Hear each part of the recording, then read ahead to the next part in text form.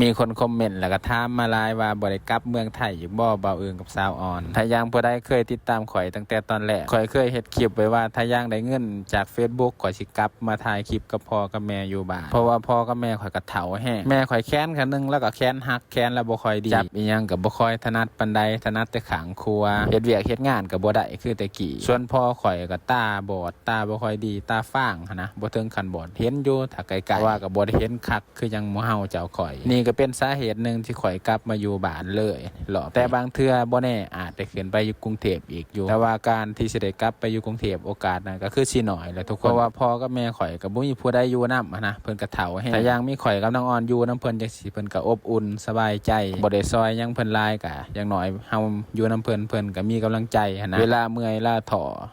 เลี้ยวหาไผบ่เห็นก็ยังเห็นหน้าลูกหน้าเต้าก็ยังมีกำลังใจข่อยกับน้องอ่อนซุมื้อนี่ก็ตัดหญ้าถ้ากะเพสุกกะเพสุกกับเก็บกะเพคือเก่าแต่ว่าช่วงนี้ตัดหญ้าแต่ว่าไก่สิแล้วอุ่นใจน้ำแน่กับ Facebook ข่อยมันก็เปิดสร้างรายได้ให้ข่อยก็เลยตัดสินใจกลับมาเฮ็ดคลิปกับพ่อกับแม่อยู่บ้านคือจังความตั้งใจที่ข่อยเคยตั้งใจไว้นั่นแหละทุกคนและผู้ใดเฮ็ดงานอยู่กรุงเทพเมืองไทยก็มีโอกาสสูงผู้ใดเฮ็ดคลิปเฮ็ดหยังอยู่กรุงเทพเพราะว่ามันก็มีโอกาสที่สิเปิดสร้างรายได้ได้แต่ว่าอยู่ลาวโอกาสค่อนข้างสิน้อยเด้อทุกคนข่อยมาเฮ็ดอยู่ลาวก็ตั้งโดนนะเกือบเดือนคนเบิ่งก็บ่ค่อยหลายคนติดตามก็บ่เพิ่มขึ้นแต่ข่อยคิดว่าอาจสิเป็นย้อนเน็ตบ่ค่อยดีเขาเลยบ่ค่อยเล่นเฟซเล่นไลน์ปานใดบ้านข่อยเห็นข่อยเองดอก3สิโพสต์ได้คลิปนึง3สิตอบคอมเมนต์เม็ดนึงได้เป็นชั่วโมงข่อยว่าน่าสิเกี่ยวกับสัญญาณนี่แหละบ่ค่อยดี